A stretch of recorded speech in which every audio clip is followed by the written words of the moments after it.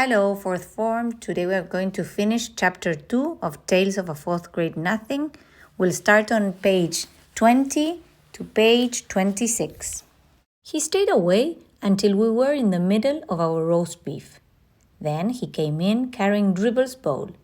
He walked right up to Mrs. Yarby. He thought she was his new friend. "See," he said, holding Dribble under her nose. "See, Dribble."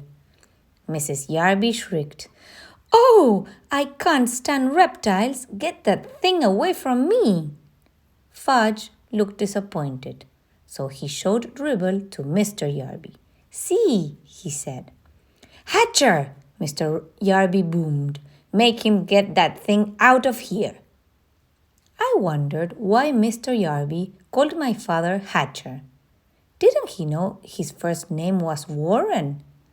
And I didn't like the way Mr. and Mrs. Yarby both called Dribble a thing. I jumped up. "Give him to me," I told Fudge. I took Dribble and his bowl and marched into my room. I inspected my turtle all over. He seemed all right.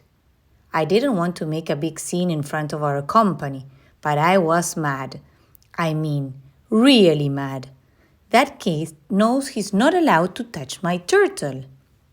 "Peter," my father called, "come and finish your dinner." When I got back to the table, I heard Mrs. Yarby say, "It must be interesting to have children. We never had any ourselves." "But if we did," Mr. Yarby told my father, "we'd teach them some manners. I'm a firm believer in old-fashioned good manners." "So are we, Howard," my father said in a weak voice. I thought Mr. Yarby had a lot of nerve to hint that we had no manners. Didn't I pretend to like their dumb old picture dictionary? If that isn't good manners, then I don't know what is. My mother excused herself and carried Fudge back to my room. I guess she put him into his crib again. I hope she told him to keep his hands off my things. We didn't hear from him again until dessert. Just as my mother was pouring the coffee, he ran in wearing my rubber gorilla mask from last Halloween's.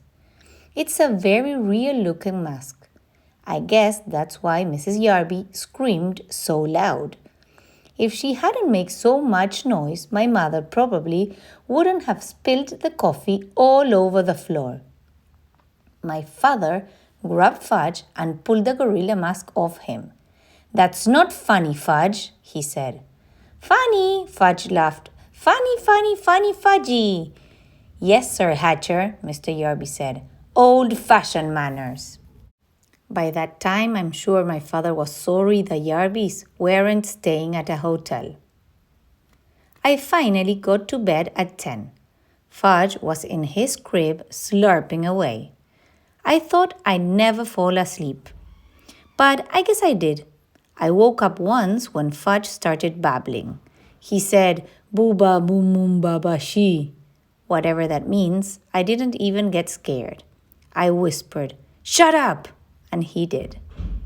Early the next morning, I felt something funny on my arm. At first, I didn't wake up. I just felt this little tickle. I thought it was part of my dream. But then I had the feeling somebody was staring at me, so I opened my eyes. Fudge was standing over me and Dribble was crawling around on my arm. I guess Fudge could tell I was ready to kill him because he bent down and kissed me. That's what he does when my mother's angry at him.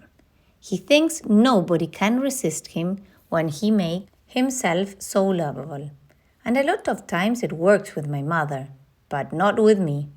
I jumped up, put Dribble back into his bowl, and smacked Fudge on his backside. Hard. He hollered. My father came running into my room. He was still in his pajamas. He whispered, "What's going on in here?" I pointed at Fudge, and he pointed at me. My father picked up my brother and carried him off. "Go back to sleep, Peter," he said. "It's only 6 o'clock in the morning." I fell asleep for another hour, then woke up to an awful noise. It was Fudge playing with his new train. It woke up everybody, including the Yarbys. But this time there was nobody they could blame. They were the ones who gave Fudge the train in the first place. Breakfast was a very quiet affair. Nobody had much to say. Mr. Yarby drank 2 glasses of juicy O. Then he told my father that he and Mrs. Yarby had their suitcase packed. They were leaving for a hotel as soon as breakfast was over. My father said he understood that the apartment was too small for so many people. My mother didn't say anything. When Mr. Yarby went into Fudge's bedroom to pick up his suitcase, his voice boomed, "Hatcher!" My father ran towards the bedroom. My mother and Mrs. Yarby followed him. I followed them. When we got there, we saw Fudge sitting on the Yarby's suitcase. He had decorated it with about 100 green stamps, the kind my mother gets at the supermarket. "See," Fudge said. "See, pretty." He laughed. Nobody else did. Then he licked the last green stamp and stuck it right in the middle of the suitcase. "All gone," Fudge sang, holding up his hands. It took my mother half an hour to peel off her trading stamps and clean up the Yarby's suitcase. The next week, my father came home from the office and collected all the cans of Juicy O in our house. He dumped them into the garbage. My mother felt bad that my father had lost such an important account. But my father told her not to worry. Juicy O wasn't selling very well at the stores.